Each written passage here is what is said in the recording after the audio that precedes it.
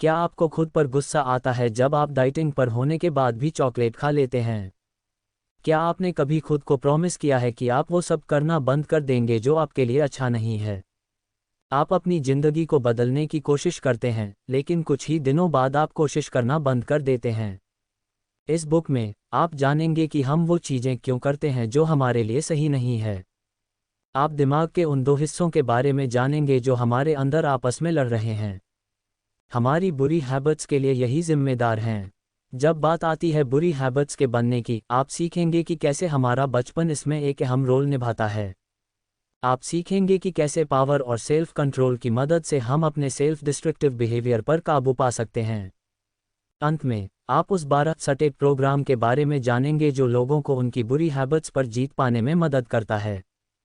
क्या आप अपने ब्रेन को रीवायर करने के लिए तैयार हैं? दो दिमाग जो साथ में काम नहीं करते। जैसे ही आप एक और चिप्स का पैकेट खोलते हैं या एक और सिगरेट पीते हैं, आपका दिमाग आपको यह करने के लिए मना करता है। आप जानते हैं कि खुद को नुकसान पहुंचाने वाली चीज़ें आपको नहीं करनी है, लेकिन फिर भी आप खुद को रोक नहीं पाते। आप नहीं जानते कि आप वो सब क्यों कर रहे हैं जो आपको नुकसान पहुंचा सकता है, और आप कोशिश करते हैं कि आप ऐसा ना करें, लेकिन आप हमेशा इसमें नाकामयाब हो जाते हैं। जो चीज़ें हमारे लिए बुरी हैं उन्हें करना सेल्फ डिस्ट्रक्टिव बिहेवियर कहा जाता है, और यह हमारे दो दिमागों से आती हैं जो आपस में ठीक से कम्युनिकेट नहीं कर रहे। हमारा एक दिमाग हमें कुछ करने को बोलता है और दूसरा कुछ और। दरअसल हमारे पास एक कॉन्शियस सेल्फ है और एक ऑटोमेटिक सेल्फ। हालांकि इन दोनों की अपनी अपनी प्रॉब्लम है। ऑटोमेटिक सेल्फ वह है जहां से हमारा सेल्फ डिस्ट्रक्टिव बिहेवियर आता है, जहां हमारे बायसेस और असम्पशंस होते हैं, यानी कि वो बातें जिन्हें हमने पहले से ही मान लिया है या उनके लिए एक राय बना ली है। यहाँ आपको अपनी पुरानी बुरी हैबिट्स भी मिल जाएंगी और साथ ही साथ वह फीलिंग्स भी जिन्हें आप बाहर नहीं लाना चाहते। दूसरी तरफ कॉन्शियस सेल्फ चीज़ों के बारे में सावधानी से सोचने के लिए जिम्मेदार होता है, जैसे डिसीजन लेना। कॉन्शियस सेल्फ इस बात का ध्यान रखता है कि वह जो भी डिसाइड करे उससे हमें किसी तरह का नुकसान ना हो। क्योंकि इसे बहुत ध्यान से काम करना होता है, इसलिए यह एक वक्त में एक ही चीज़ पर फोकस कर सकता है। जब हमारा कॉन्शियस सेल्फ बिजी होता है, ऑटोमेटिक सेल्फ तब तक खुद से बहुत सारे बुरे डिसीजन ले चुका होता है। जब आपका कॉन्शियस सेल्फ इस बात को लेकर परेशान हो रहा होता है कि किस टॉपिक पर प्रोजेक्ट बनाएं, आपका ऑटोमेटिक सेल्फ आपको स्टडी टेबल पर रखी चॉकलेट खाने को कहता है। इस तरह दो अलग अलग बातें कर रहे इन हिस्सों से डील करने का सबसे अच्छा तरीका है कि हम अपने ऑटोमेटिक सेल्फ को अच्छे डिसीजन लेने के लिए ट्रेन करें।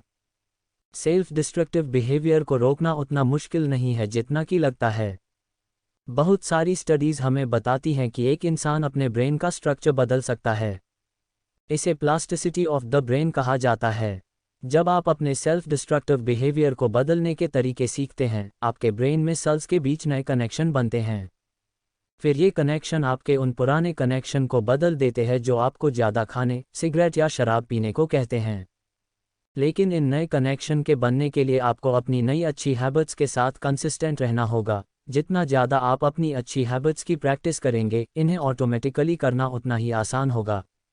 आप इस बुक को पूरा पढ़ सकते हैं और उन तरीकों के बारे में जान सकते हैं जिनसे आपको अपने सेल्फ डिस्ट्रक्टिव बिहेवियर को बदलने में मदद मिलेगी। लेकिन अगर आप अपनी अच्छी हैबिट्स को रोज और लंबे समय तक प्रैक्टिस नहीं करेंगे, तो आप अपनी बुरी हैबिट्स को बिल्कुल भी नहीं बदल पाएंगे। द ऑटो डिस्ट्रक्ट मैकेनिज्म, जैसा कि पहले बताया है, ऑटोमेटिक सेल्फ अपना काम बिना सोचे समझे अनकॉन्शियसली करता है। यानी कि यह बिना हमारी जानकारी के ही हमारे लिए डिसीजन ले लेता है। इसका मकसद हमें खुश, कंफर्टेबल और कॉन्फिडेंट रखना है। हालांकि इसके इरादे अच्छे हैं, लेकिन ऑटोमेटिक सेल्फ हमसे वह काम करवाता है जो उस वक्त तो हमें खुशी देता है, पर बाद में वह हमारे लिए नुकसानदेह साबित हो सकता है। ऐसा इसलिए है क्योंकि ऑटोमेटिक सेल्फ हमारे बायस, असम्पशन और कुछ चीज़ों के बारे में नॉलेज की कमी से प्रभावित होकर काम करता है। कैसे हमारा ऑटोमेटिक सेल्फ हमारे साथ गड़बड़ करता है, इस बेसिक एग्जाम्पल से जानते हैं। जब आप उन कपड़ों को पहनते हैं जिन्हें आप बिल्कुल पसंद नहीं करते, क्योंकि अंदर कहीं ना कहीं अनकॉन्शियस लेवल पर आप चाहते हैं कि आप भी स्कूल में बाकी बच्चों की तरह दिखें और उनके बीच फिट हो सकें। शुरू में आपको खुशी होती है क्योंकि आपको लगता है कि आप उन्हीं में से एक हैं। लेकिन बाद में आपको नफरत होने लगती है क्योंकि आप कोई और होने का दिखावा कर रहे हैं। यह समझने के लिए कि ऑटोमेटिक सेल्फ की पकड़ डिस्ट्रक्टिव बिहेवियर पर इतनी स्ट्रांग क्यों होती है, उससे पहले हम अपने सोचने के तरीके के बारे में बात करते हैं। जैसे जैसे हम अपनी जिंदगी जीते जाते हैं, हम चाहते हैं कि हर चीज़ का कोई मतलब हो। हम पैटर्न बनाने लगते हैं ताकि जिंदगी प्रिडिक्टेबल हो सके। अगर आप अच्छे काम करेंगे तो आपको उसका अच्छा फल मिलेगा। जैसे जैसे हम ज़्यादा पैटर्न्स बनाते हैं, हम उन्हें मैनेज करने के लिए एक स्ट्रक्चर बनाते हैं जिसे हम पैराडाइम भी कहते हैं। रियलिटी और दुनिया के बारे में हमारे सोचने का तरीका ही पैराडाइम है। जब हम बड़े हो रहे होते हैं, इसी सोच को अपनी ज़िंदगी में लागू करते रहते हैं। जल्द ही यह परमानेंट और ना बदली जा सकने वाली सोच बन जाती है। हम उन लोगों से अपनी नज़दीकियां बढ़ाने लगते हैं जो हमारे सोचने के तरीके को सपोर्ट करते हैं। इस करोड़पति दिमाग का राज, हम उन लोगों से दूर रहने लगते हैं जो हमारी सोच को चैलेंज करते हैं या उसके खिलाफ जाते हैं। अगर कोई आदमी इस बात से सहमत नहीं है कि हर वीकेंड ड्रिंक करने में बड़ा मज़ा है, हम उससे दूर रहते हैं। बार में जाने वाले लोग हमारे दोस्त बन जाते हैं क्योंकि हमें लगता है वे कूल हैं। हमारे परिवार वाले और दोस्त हमें बताते हैं कि वह हमारी हरकतों की वजह से चिंतित हैं, हम उनकी हमें हाँ मिला देते हैं लेकिन उनकी बात सुनते नहीं हैं। क्योंकि हम अपनी सोच के बारे में कॉन्शियस नहीं हैं, हमारे कॉन्शियस सेल्फ को हमारी प्रॉब्लमेटिक सोच को ठीक करने का मौका ही नहीं मिलता। हम हर उस चीज़ को ब्लॉक कर देते हैं जो हमारे खुद को और दुनिया को देखने के नज़रिए को चैलेंज करती हैं। जब हमें अपने सेल्फ डिस्ट्रक्टिव बिहेवियर के बारे में बात करनी पड़ती है, हम अपने आप को बचाने लगते हैं। हम इसे नकारने लगते हैं, बहस करते हैं या फिर टॉपिक ही बदल देते हैं। हम अपने पैराडाइम को बचाने के लिए कुछ भी करते हैं। अगर आप चाहते हैं कि आप अपने गलत पैराडाइम के बारे में अवेयर रहे, तो एक डायरी रखना अच्छी शुरुआत हो सकती है। अक्सर हम उन फैक्ट्स और इवेंट्स को नकार देते हैं जो हमारी उम्मीद के मुताबिक नहीं होती। इसका मतलब है कि हम खुद को सही मानते हैं और बाकी दुनिया को गलत। इसलिए जब आप अगली बार किसी बात को लेकर निराश हों, तो इसे अपनी डायरी में नोट कर लें। सबसे पहले उस बात को लिखें जिसके होने की आपको उम्मीद थी। फिर जो असल में हुआ उसे लिखें। फिर इस बारे में जो भी आपके गलत बिलीफ्स यानी सोच रहे हो, उन्हें नोट करें। फिर अपने गलत सोच से निकाले गए नतीजों को लिखें। अंत में यह जानने की कोशिश करें कि आप क्या अलग कर सकते थे। उदाहरण के लिए, आपको अपने स्कूल रिपोर्ट में अच्छा करने की उम्मीद थी, लेकिन असल में हुआ क्या कि आप इसे टालते रहे और जिसका परिणाम आपका काम बहुत एवरेज रहा। आपके बायस पैराडाइम ने सोचा कि आप अपनी रिपोर्ट बहुत जल्दी बना सकते हो। फिर आप ठान लेते हो कि अगली बार जब आपको रिपोर्ट बनानी होगी, आप उसे टालेंगे नहीं और उस पर समय रहते काम करना शुरू कर देंगे। लाल झंडा लहराते हुए बच्चे अक्सर रोकर या नखरे दिखाकर अपनी ओर ध्यान खींचते हैं। वे अपने माता पिता की अटेंशन चाहते हैं और रोना इसे पाने का सबसे असरदार तरीका है। नखरे करना भी एक अच्छा तरीका है अपनी मनपसंद चीज़ पाने का। एडल्ट जिनमें सेल्फ डिस्ट्रक्टिव बिहेवियर होता है, वे अक्सर अटेंशन पाने के लिए नखरे दिखाते हैं। जरूरी नहीं कि वह मॉल के बीच में रोने या पैर पटकने लगे, लेकिन वे अटेंशन चाहते हैं। जैसे बुलफाइट में प्लेयर रेड फ्लैग दिखाकर बुल का ध्यान अपनी ओर खींचता है, वैसे ही एडल्ट लोग भी रेड फ्लैग दिखाते हैं और ऐसी चीज़ें करते हैं जिससे दूसरे लोगों का ध्यान उन पर जाता है। जाहिर है यह सब अनकॉन्शियसली होता है, लेकिन कहीं ना कहीं जाने अनजाने ये लोग चाहते हैं कि कोई उन्हें नोटिस करे और उन्हें रोके। आमतौर पर ये लोग जो सेल्फ डिस्ट्रक्टिव बिहेवियर के जरिए अटेंशन पाना चाहते हैं, इनका बचपन सही परवरिश से नहीं गुजरा होता है। उनके माता पिता ने उन्हें सेल्फ कंट्रोल के बारे में नहीं सिखाया होता है, इसलिए वे ऐसी हरकत करते हैं। शायद उनके माता पिता ने उन्हें कभी सही राह नहीं दिखाई होगी और उनके इस बिहेवियर को बढ़ावा दिया होगा। दूसरा कारण हो सकता है कि उन्हें लगता हो कि उनके माता पिता ने उन्हें छोड़ दिया है। क्योंकि उनके बचपन में प्यार, गाइडेंस और रिस्पेक्ट की कमी रही, इसलिए उन्हें लग सकता है कि वे दूसरों से कमतर हैं। वे दूसरे लोगों से प्यार पाने की कोशिश करते हैं लेकिन उन्हें वो प्यार नहीं मिल पाता। यही निराशा सेल्फ डिस्ट्रक्टिव बिहेवियर के रूप में बाहर आती है। फिर वह खुद को नुकसान पहुंचाने वाला कोई काम करता है, इस उम्मीद में कि कोई उसे यह करने से मना करेगा। यही एक अच्छे माता पिता करते हैं, राइट? लेकिन अगर कोई उन्हें रोकने की कोशिश करता भी है, वे अक्सर उनकी बात नहीं मानते। सेल्फ डिस्ट्रक्टिव बिहेवियर होने के अलावा इन लोगों की रिलेशनशिप भी अच्छी नहीं रहती हैं। आत्महत्या करना, खुद को चोट पहुंचाना, शराब या ड्रग्स की लत, यह कुछ बिहेवियर हैं जो अटेंशन पाने वाले लोगों में हो सकते हैं। ये रेड फ्लैग वेवर्स अटेंशन पाने की कोशिश करते हैं, लेकिन वे डरते हैं कि शायद उन्हें नकार दिया जाएगा। उन्हें पहले भी रिजेक्ट किया गया था जब वे बच्चे थे, अब ऐसा क्या अलग हो जाएगा? इसलिए वे खुद को या दूसरों को नुकसान पहुंचाकर लोगों की अटेंशन को मैनिपुलेट करते हैं। लेकिन इन रेड फ्लैग वेवर्स को कभी संतोष नहीं मिलता, क्योंकि वे जानते हैं कि यह अटेंशन उन्होंने गलत तरीके से पाई है। इन लोगों को चाहिए कि वह अपने आप को अच्छे से कंट्रोल करें और अपने अंदर विल पावर लाएं। असल में कोई भी जिसे एक बुरी आदत है उसे इन दो जरूरी बातों को सीखना चाहिए। जैसे एक्सरसाइज करने से आपकी मसल उभर कर आती हैं, वैसे ही विल पावर और सेल्फ कंट्रोल को भी मजबूत किया जा सकता है। ये वो एबिलिटीज़ हैं जो आपको बुरी हैबिट्स के वापस हावी होने से बचाती हैं। वो कौन सी बुरी आदत है जो आप छोड़ना चाहते हैं? यह कुछ काम की टिप्स हैं। इससे पहले कि आप खुद को एक प्रॉमिस करो, यह पक्का कर लें कि आप इसे 100% लगन के साथ करेंगे। फिर अपने लिए वापस पुरानी हालत में जाना नामुमकिन बना दें। अपनी प्रोग्रेस के बारे में लोगों को बताते रहें। अगर आप उन्हें इसके बारे में बताना बंद करेंगे तो वे खुद आपके बारे में जानने आएंगे। दूसरा तरीका है ऑनलाइन जाकर एक चैरिटी ढूंढना। आप अपना क्रेडिट कार्ड उस चैरिटी से लिंक कर दें और जब भी आप अपनी पुरानी आदत पर वापस जाएंगे, तब एक ऑटोमेटिक ट्रांजैक्शन से आपके कार्ड में से पैसे कट जाएंगे।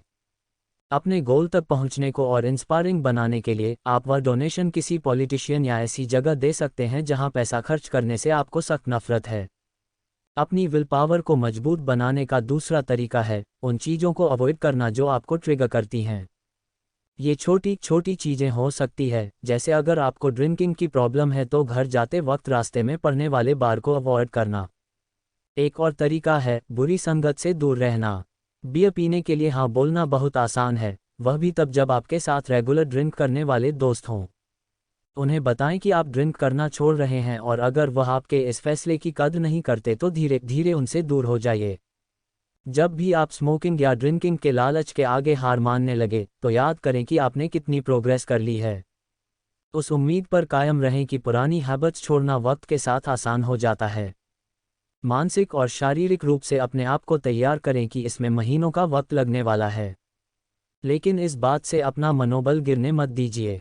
हर दिन जो आप अपने गोल को पाने में लगा देते हैं, वह आपको एक बुरी आदत छोड़ने के और करीब ले आता है। आप लत के आदी हो या हुक्ड एडिक्शंस, जब आपको किसी चीज़ की आदत लग जाती है तो आपके पास कोई सेल्फ कंट्रोल नहीं होता। या तो आप किसी चीज़ के आदी हो जाते हैं या फिर एक खास तरीके से बिहेव करने के। बहुत ज़्यादा खाना या बहुत कम खाना, बिना सोचे समझे खरीदारी कर लेना और अनसेफ सेक्स करना बुरी हैबिट्स में शामिल है। आप एडिक्टेड हैं, यह आपको तब पता चलता है जब आपको वह चीज़ किसी दिन नहीं मिलती। अगर आप उसे करना बंद कर देते हैं तो आपको नींद न आना, गुस्सा और बेचैनी जैसे लक्षण महसूस होते हैं। आपको लगता है आप जब मर्जी अपनी बुरी आदत को छोड़ सकते हैं, लेकिन आप कभी छोड़ते नहीं। इस तरह आप खुद को बेवकूफ़ बना रहे होते हैं कि कंट्रोल आपके हाथ में है। सबसे पहली बात, लोगों को किसी चीज़ या बिहेवियर की आदत पड़ती ही क्यों है? शराब जैसी चीज़ों की आदत पड़ने को आसानी से समझा जा सकता है। शराब आपको अच्छा फील कराती है, इसके कारण आप खुल जाते हैं और जब आप नशे में होते हैं तो आपका टाइम अच्छा बीतता है। जब शराब आपके बॉडी से निकल जाती है, आप चिड़चिड़े और बोर होने लगते हैं। इसलिए आप अच्छा फील करने के लिए ड्रिंक करते रहते हैं। दूसरी तरफ ड्रग्स आपके दिमाग में जोरदार तलब पैदा करती है। ड्रग्स जैसे कि कोकेन और तंबाकू जैसी दूसरी चीज़ें दिमाग के उस हिस्से को एक्टिवेट करते हैं जो हमें मज़ा और खुशी देता है। जब यह एक्टिवेट होता है तो डोपामिन नाम का एक न्यूरोट्रांसमीटर रिलीज होता है। ये न्यूरोट्रांसमीटर उस इंसान को अच्छा फील कराता है। आप समझ सकते हैं क्यों एक ड्रग एडिक्ट ड्रग्स से चिपक जाता है, उसे छोड़ नहीं पाता। जितने लंबे समय तक एक इंसान ड्रग्स यूज़ करता है, उसके दिमाग के प्लेजर सेंटर को उतना ही नुकसान होता है। अगर यह डैमेज हो जाता है तो इसका मतलब है आपको अच्छा फील करने के लिए और ज़्यादा ड्रग्स चाहिए होगा। उसी दौरान आपकी बॉडी के दूसरे पार्ट्स जैसे आपका लीवर भी ड्रग्स के कारण खराब होना शुरू हो जाता है। आपके अपने परिवार और दोस्तों के साथ रिश्ते भी बिगड़ने लगते हैं। अपनी नशे की ज़रूरत के सिवा अब आप किसी और चीज़ की परवाह नहीं करते। तो आप एडिक्शन से कैसे छुटकारा पा सकते हैं?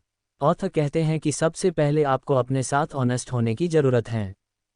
आपको यह स्वीकार करना होगा कि आप एडिक्टेड हैं और आप खुद पर कंट्रोल नहीं कर पा रहे। उन लोगों के ग्रुप को ज्वाइन करना एक बड़ी हेल्प हो सकती है जो खुद इससे लड़ रहे हैं। यह याद रखें कि आप अपनी ज़िंदगी फिर से बना रहे हैं। ऑथर को 12 स्टेप प्रोग्राम की इंस्पिरेशन अल्कोहलिक एनोनिमस नाम की ऑर्गेनाइजेशन से मिली। आपको इस प्रोग्राम के रूल्स को फॉलो करना चाहिए ताकि आप अपनी ज़िंदगी बदल सकें। यह आसान नहीं है, कुछ दिन ऐसे भी होंगे जब आप हार मानने लगेंगे, लेकिन ये 12 स्टेप प्रोग्राम आपको हर तरह से मदद करेगा। इन स्टेप्स को फॉलो करने से पहले यह पक्का कर ले कि आपके पास एक सपोर्ट ग्रुप हो। अगर नहीं है तो कोई ऐसा इंसान हो जैसे कि एक थेरेपिस्ट या एक दोस्त जो आपकी मदद कर सके। सिर्फ अपनी खुराक पाने के लिए एडिक्शन आपसे वह सब कराएगी जो आप नहीं करना चाहते। झूठ बोलना, धोखा देना, यहाँ तक कि आप चोरी भी करने लगेंगे। एडिक्शन से जंग जीतना बहुत मुश्किल और तकलीफदेह होगा, लेकिन यह जान ले कि अगर आपने इसे पार कर लिया तो आपकी ज़िंदगी बदल जाएगी। जैसे पहले भी बताया गया है कि आपको स्वीकार करना है कि आप एडिक्टेड हैं। इस भ्रम को तोड़ दें कि आप कंट्रोल में हैं और कभी भी इसे छोड़ सकते हैं। अगर आप बार बार खुद को यही यकीन दिलाएंगे तो आप कभी भी असल में उसे छोड़ नहीं पाएंगे। इसे एक एक दिन के हिसाब से करें, दोहराएं और अपने मकसद पर भरोसा करें। खुद को कहें, आज कोई सेल्फ डिस्ट्रक्टिव काम नहीं करना है। यह कोई बहुत बड़ा गोल नहीं है, कोई भी इसे कर सकता है। यह मान लें कि आगे मुश्किल दिन भी आएंगे। उस वक्त के लिए खुद को तैयार करें जब आप कोई सेल्फ डिस्ट्रक्टिव काम किए बिना रह नहीं पाएंगे।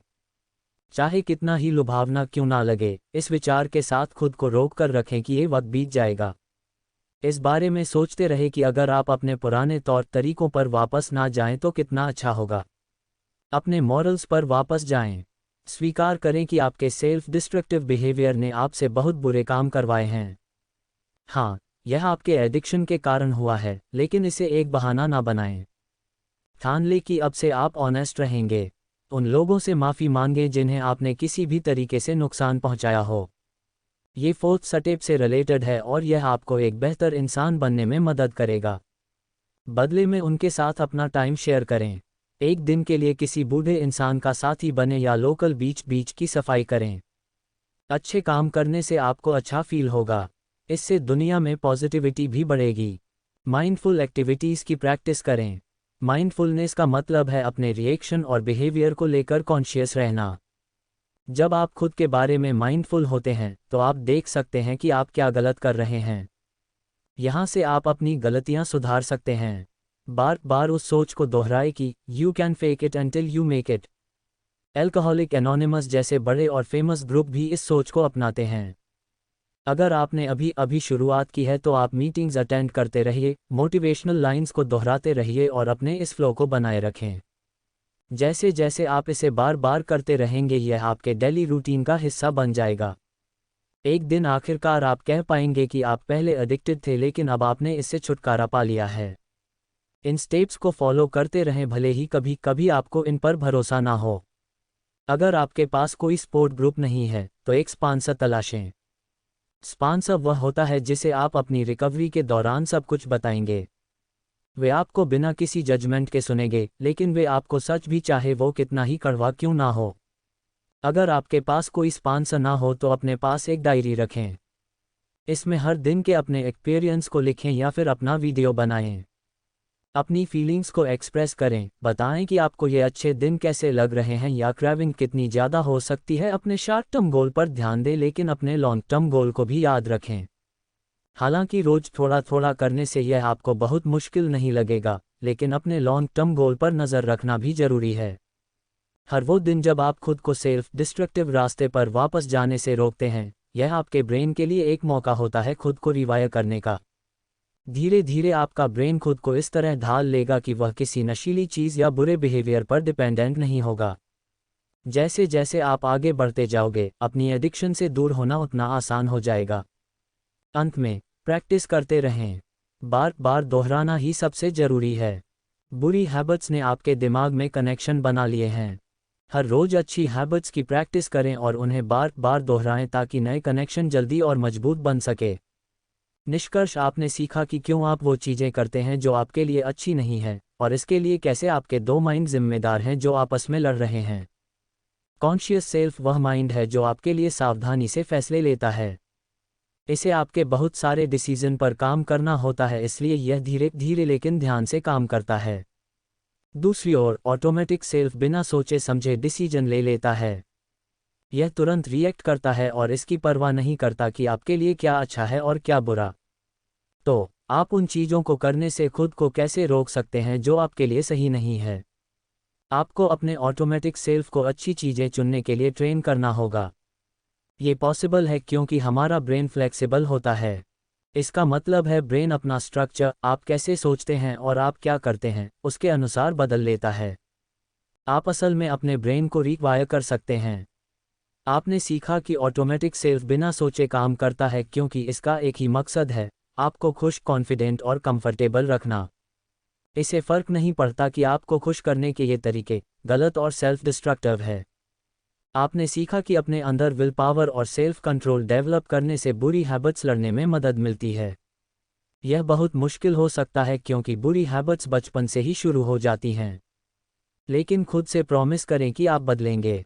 12 स्टेप प्रोग्राम की मदद से आप छोटे छोटे स्टेप लेकर अपनी इच्छा और तलब को रोक सकते हैं। खुद को सुधारने के लिए आपको बहुत मेहनत करनी होगी। बुरी हैबिट्स की जड़ें आपके दिमाग में बहुत गहरी बैठी हुई हैं, लेकिन आपको बेहतर बनना ही होगा। अच्छी हैबिट्स की रोज प्रैक्टिस करके आप अपने ब्रेन को रिवायर कर सकते हैं और अपनी बेहतरी के लिए बदल सकते हैं। आप अपने अंदर के राक्षस को हरा सकते हैं और दूसरे लोगों को भी इसके लिए इंस्पायर कर सकते हैं। जितना आप सोचते हैं आप उससे बहुत ज़्यादा स्ट्रांग हैं। एक एक दिन करके आगे बढ़े। अंत में बुरी हैबिट्स, डिस्ट्रक्टिव बिहेवियर और एडिक्शन आपके अतीत का हिस्सा बनकर पीछे छूट जाएंगे।